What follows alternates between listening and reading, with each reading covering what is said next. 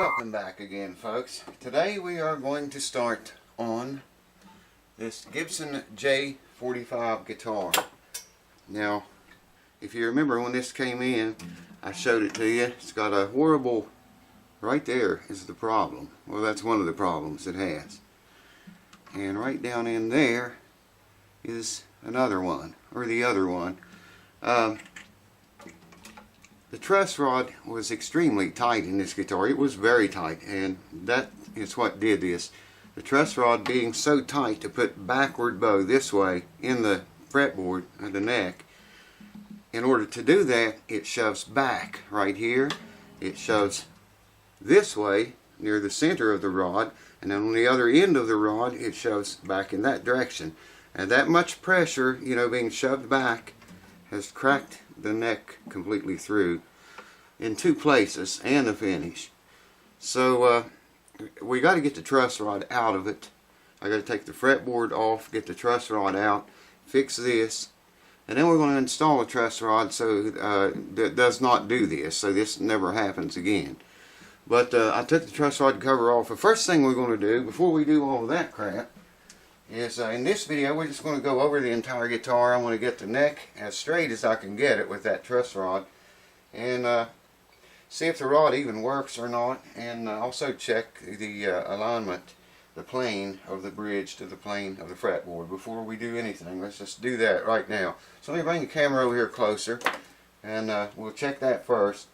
The plane of the fretboard to the plane of the bridge. Hold on. So the first thing we're going to do here, like I say, we want to make sure the neck, I should probably take the strings off, but I want to make sure the neck is absolutely as straight as we can possibly make it go.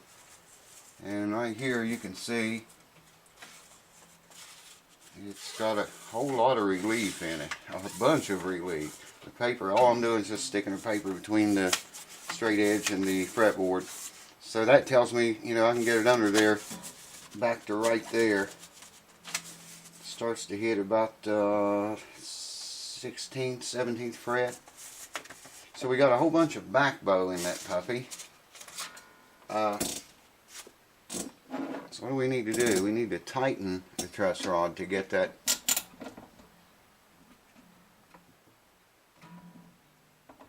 I'm just going to leave that wrench hang in there for now. I don't know how responsive the truss rod is, so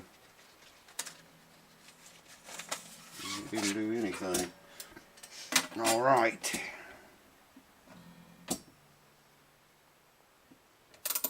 Just about a quarter of a turn there just now. And check him again.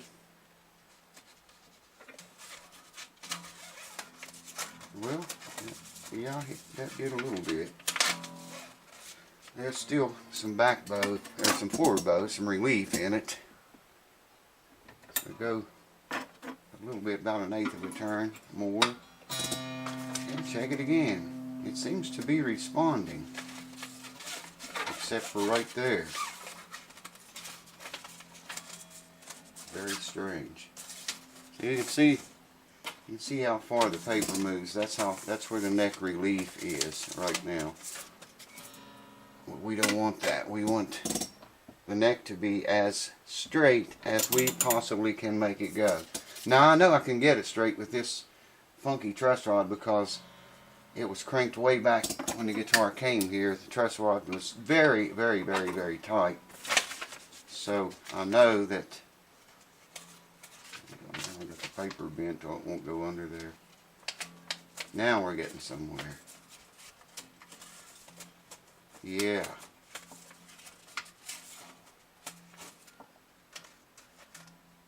It won't go under anywhere up there, but it does right here. Let's go a little bit more with it.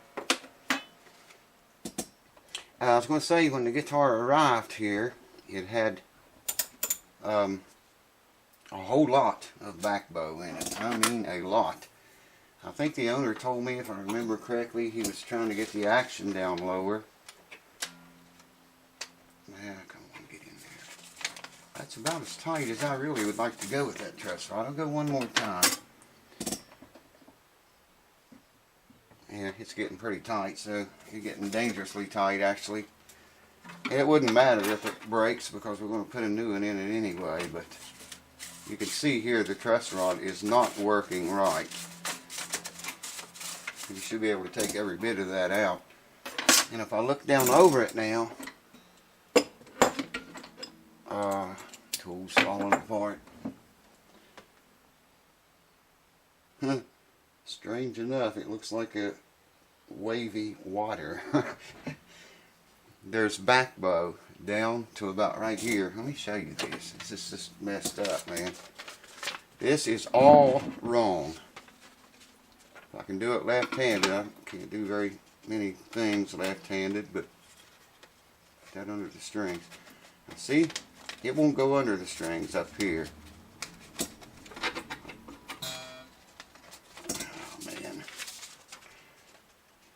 Nothing ever cooperates when you need it to, does it? And there it does go under the strings. So, from right here up to the nut, we have back bow, okay? And from right here down to the sound hole, see, we have forward bow. It's really messed up, man. I might have to loosen that rod a little bit now. Anyway, so I wanted to check what I was doing this for, was to see what the plane of the fretboard looks like to the plane of the bridge, and it looks good. I do want to loosen that rod a little bit. There, it's hitting the bridge. And there, it's just barely bumping the bridge. I don't like that, but let me loosen it just a little bit now.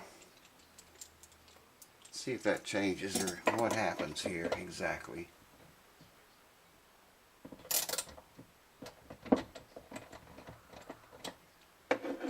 Maybe left it in there.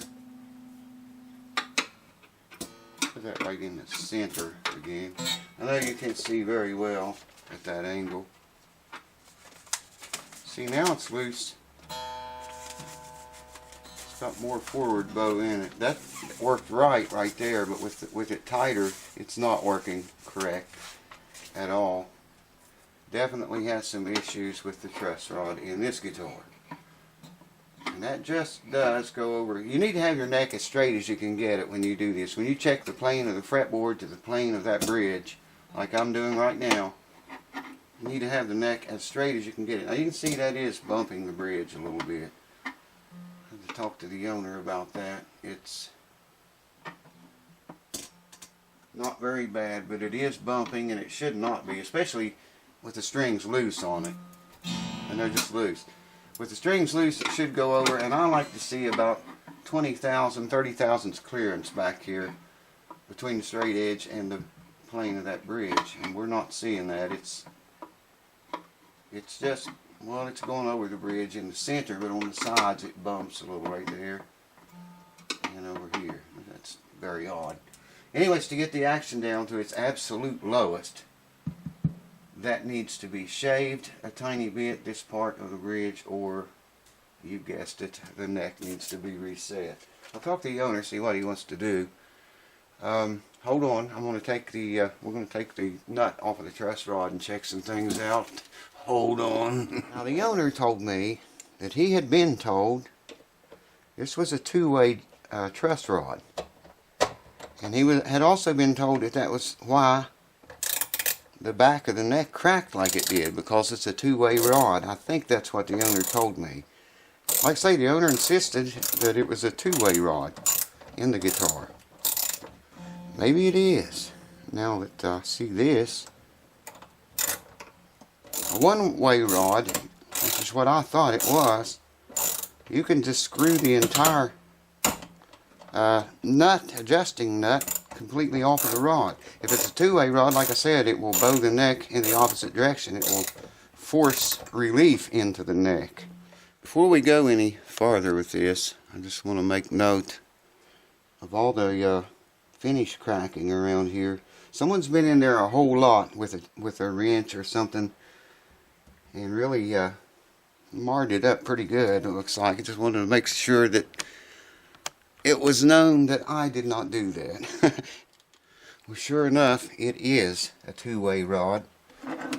You just at a glance, it looks like, you know, I never messed with it. I looked at it, and it looked like a one-way rod to me, but it is definitely a two-way truss rod in this guitar. Normally, you could screw the nut right off of it, like I said, but that it starts to get tight again right there. And I looked at the neck, and it is forcing relief into the neck. So, but look at it. It does look like, at a glance, it looks like an old style one-way truss rod. So anyways, I'm just going to get it in a neutral position right now, if my ratchet holds together. Here's you a better up-close look at the damage. And she is cracked wide open. I'm going to have to take the fretboard off. I'll probably have to get some wood glue into that and probably force it in there with air, because, you know, and then all I can do is just clamp it here and here, smash it back together this way. It's kind of bulged out right now. I'm hoping I can clamp that back down in smooth and flat, and then clamp it this way too, you know, and squeeze the glue out. But like I say, I'm going to put the glue, take the fretboard off, put the glue in from the other side, and force it into these cracks with air until I see it come out right here, and then clamp it up. And I'll take the fretboard off and take the truss rod out of it before we can ever do that. Now, I don't know really why the truss rod did this. I mean, like I say, that it was extremely tight. That could have been the reason for it. The truss rod is working, but it's not working right. Because like I say, when you tighten it any at all, the entire board gets wavy. I mean, you have a back bow here, and then on back here, you got relief in the thing. So, you know, I'm not sure how we're going to, I don't know why a truss rod would do that. All I can do is just put a new rod, maybe a longer one in it that would have more control. I don't know. We got to get that one out though first, and then determine. And we also have to determine about whether to shave the bridge or not. Hold on. I don't know if you can see this or not. I can hold the camera still, maybe. The guitar has got a major ski jump at the end of the fretboard. Can you see that? Well, it just went out of focus, so I guess if you missed it, you missed it. It's gone. There, you're looking down the side of the fretboard. See? Just zoom in. And there you can see the ski jump. See that? It's huge, man. A lot of funky stuff about this guitar, about that neck. If I can get the camera to cooperate, I think you could see it there for a second. Maybe you can see it there. It's got a really bad ski jump at the end of that fretboard. Here we go. There. See it? There you can see it. You can see the waviness I was talking about. A little bit. The camera's not cooperating, but it's there. Now, I showed this to you before, all of you guys, but I thought it was a good time to show you again. You got your string loose. You got to take the pin out. You can see how tight the pin is in there. I use wire cutters and just gently get a hold of the head of that pin and pull it up just the tiniest little bit like that, and shove the string down into the hole. I'll try to do this so you can see it, like so. Okay? Then you can grab the pin and just pull it out with your fingers. Just that easy. It works every time on every string if you do that way. It's a good tip. Y'all should really try it if you have trouble getting your pins out.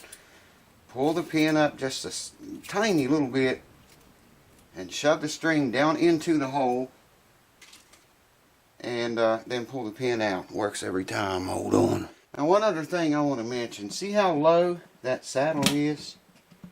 Not very much saddle sticking up back here. It's lower on this high E side than it is the low E side. But there's not very much saddle sticking up out of that slot.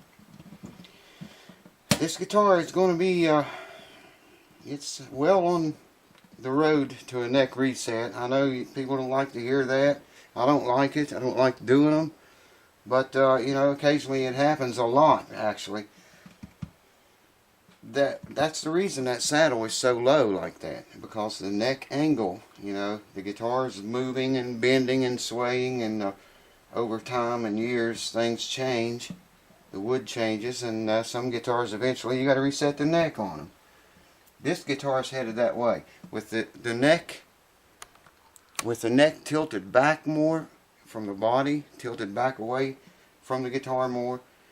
Then you would have to, it'd be like putting a shim under it, you know, and tilting it back, and then you'd have to put a higher saddle in it to get string action where you want it. And by putting in a higher saddle,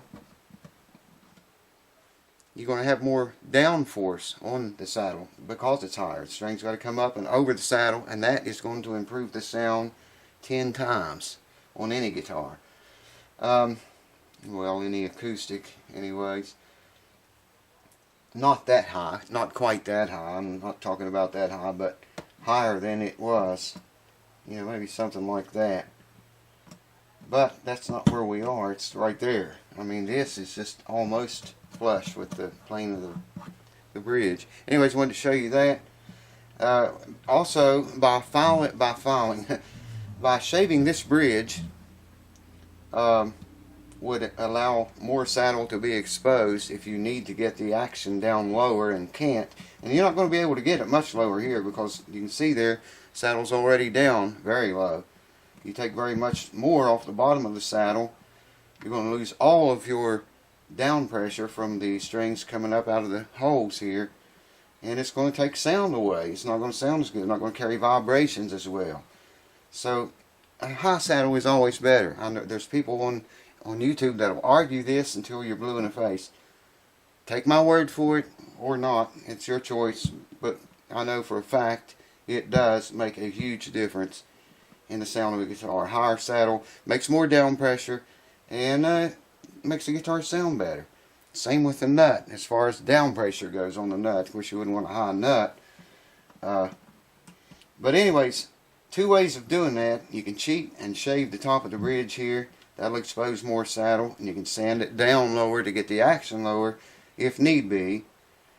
Or, like I say, the other option is the neck reset. That's the proper, correct way to do it, but it's very expensive as well. Now, I know the 3 or 4 thumbs down pricks that always unsubscribe because of something I said like that they don't agree with, but yet they come back and watch all my videos and thumbs them down, are going to thumbs this video down because of me talking about the down pressure and the high saddle making a better sound.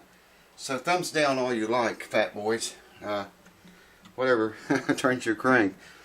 I've got to take an X-Acto knife, and I got to go all along this fretboard on both sides and cut a very thin line also around the fretboard extension down here too. And I want you to take a close look at that, because there's some, if I get the light to reflect on it, there's some funky things happening around this fretboard extension. I just want it to be seen before I get in there digging around with a knife. There, I think. Yeah, there you go. I think you can see that. It's just, you know, some checking in the finish. This side's like that too. If I could get the light just right there, maybe you can see it. But I just want to show all this stuff before I go hacking around, you know, in that area with a knife, an X-Acto knife. Whoops, there we go. Yeah, but anyways, I got to cut around all this with an X-Acto knife to break that finish from the, or separate the finish from the fretboard itself. I'll have to knock the nut out. I'll have to do the same thing with the nut. Looks like they finished around it. So I have to do the same thing with the nut before I can knock the nut out of it. And anyways, I just wanted to show that and mention it. Everything else seems to look pretty good. The finish is cracked around the heel joint here. That's kind of unusual. Shouldn't be. I'm wondering if the neck has moved at some point. I should have checked that when I had it under string tension. I can still apply tension in that area and check it, so no problem there. And just lay it right here and do that, and I will do that right now. Anyways, thanks for watching, guys. The next video we're going to tear into this. I probably will go ahead and cut the finish with an X-Acto around here like I just now said. Get all that ready, and in the next video, I'll probably go ahead and knock the nut out too. And in the next video, I guess we'll start taking the fretboard off of this puppy. And I'll talk to the owner about the plane of this bridge not matching the fretboard. It's actually in the wrong direction. The bridge is higher than the fretboard. A tiny bit, that ain't very much. But you can see yourself how low that saddle is. I need to just leave that out. You can see yourself how little the saddle was. And if he needs to lower the strings, you know, later on down the road, wants to lower the action, then that might be a little bit of a problem right there. Because you don't have any room left to lower. Unless you shave this bridge or reset the neck and you can put a really high saddle in it. Thanks for watching, guys. I'll see you on a video very soon. People wanting more videos, by the way. I've been kind of taking a little bit of a break from it because I've been really pumping them out pretty regularly for, what, 3 years. So I've been kind of taking a little bit of a break, and a lot of people tell me they want more videos. Well, the videos slow the work down here greatly. You know, if I'm not videoing something, if I can book through it, zip through it pretty quick, get the job done. If I got to video it and stop and get the camera and show you and stuff, it takes a lot more time doing it that way. So I don't know. I'll try, man, to make better videos, or more videos rather. I also wanted to mention in March, I'm open to start taking guitars again.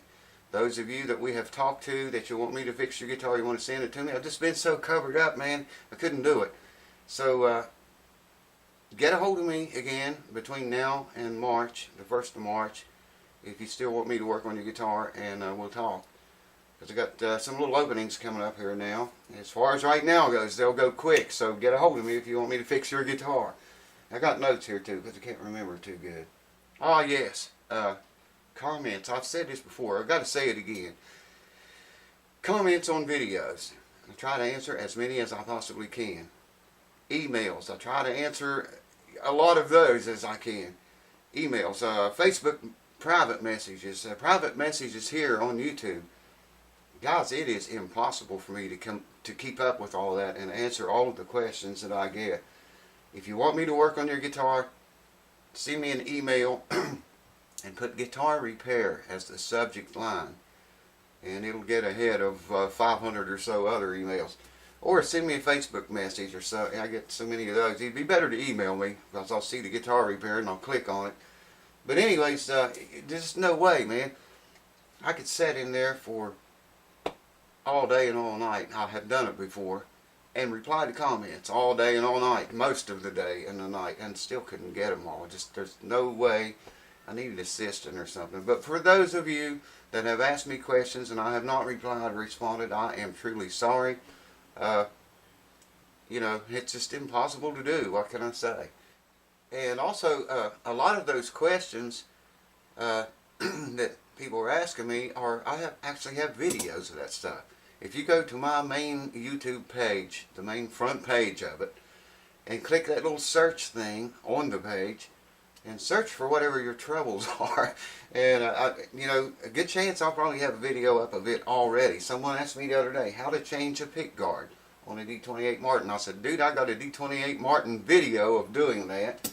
Someone asked me about adjusting truss rods, so I got all kind of videos of that. Fixing a chip in the finish. I think I've got a few videos on that. Got a lot of videos of cracked tops, fixing cracks, fixing braces, neck sets. It's all there. It's all here, rather. So, you know, if I don't respond, I'm sorry, but if you will search the channel here, not YouTube, but search my channel, good chance you'll probably find the video that will show you, answer the question that you have. Thanks for watching. Cheers to you. See you very soon. Hang around. It's going to get fun. The Boogity Ball. Woo!